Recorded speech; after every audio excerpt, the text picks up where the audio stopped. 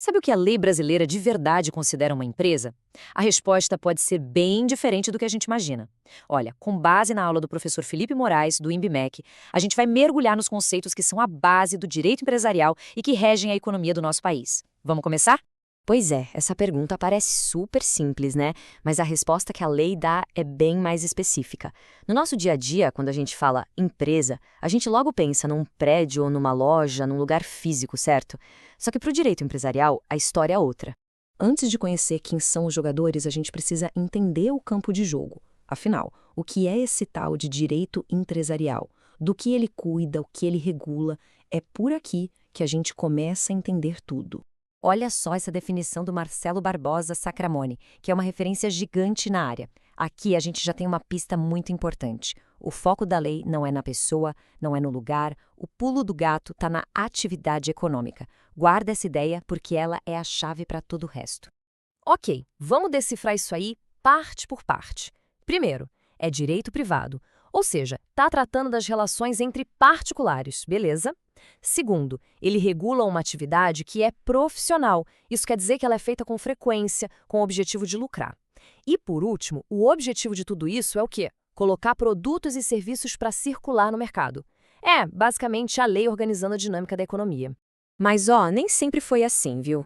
Essa ideia que a gente tem hoje é, na verdade, bem recente. Para a gente entender como chegamos até aqui, vale a pena dar uma olhadinha no passado. A evolução é super clara, olha só. Lá na Idade Média, a lei era feita para um grupo específico, os comerciantes, a galera que fazia parte das guildas. Depois, em 1850, a coisa muda. O foco passa a ser os atos de comércio. Não importava mais quem fazia, mas o que era feito. E aí, finalmente, em 2002, vem a grande virada com o nosso Código Civil. Nasce a teoria da empresa, que foca na atividade organizada. É um modelo que a gente usa até hoje. Foi uma mudança de perspectiva gigantesca. Beleza. E todas as estruturas se apoiam em alguns pilares, sabe? Em princípios que servem de guia para aplicar e interpretar a lei. São as regras do jogo mesmo, que organizam a economia toda no país. Basicamente, a gente está falando de 4 pilares: a liberdade de iniciativa e a livre concorrência, que estão lá na nossa Constituição, no artigo 170, o que já mostra a importância delas. E junto com elas vem a função social da empresa e a legalidade. É uma busca por um equilíbrio, né? Entre a liberdade de fazer negócio e o que a sociedade precisa.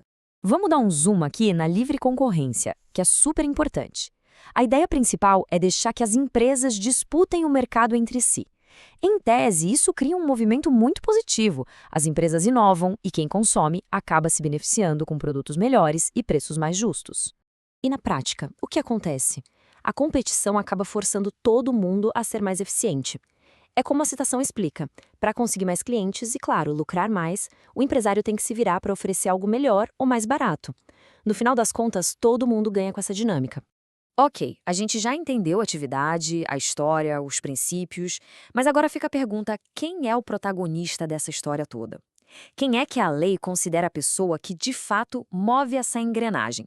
A gente usa a palavra empresário para tudo no dia a dia, né? Mas do ponto de vista da lei, o conceito é muito, muito específico. E essa definição está num dos artigos mais importantes de todo o direito da empresa no Brasil.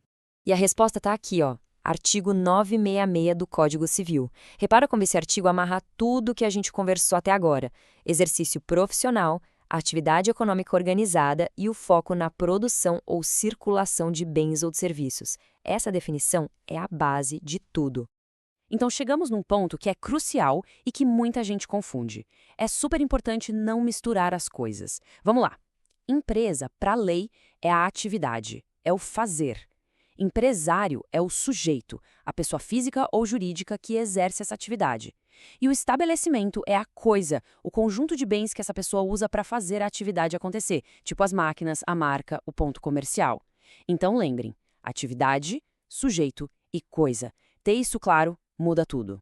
Bom, para a gente ir fechando essa nossa análise, vamos só conectar os pontos, mais uma vez, amarrando tudo que a gente viu com as leis que dão base para isso. Afinal, é a lei que dá forma e validade para essa estrutura toda.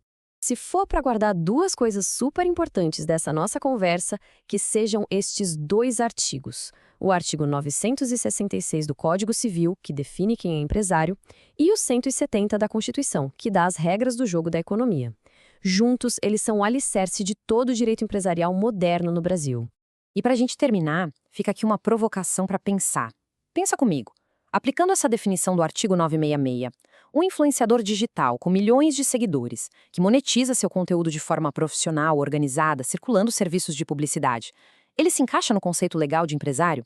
Fica aí a pergunta para a gente refletir sobre como essa lei, que tem toda essa história, se aplica às novas realidades da nossa economia.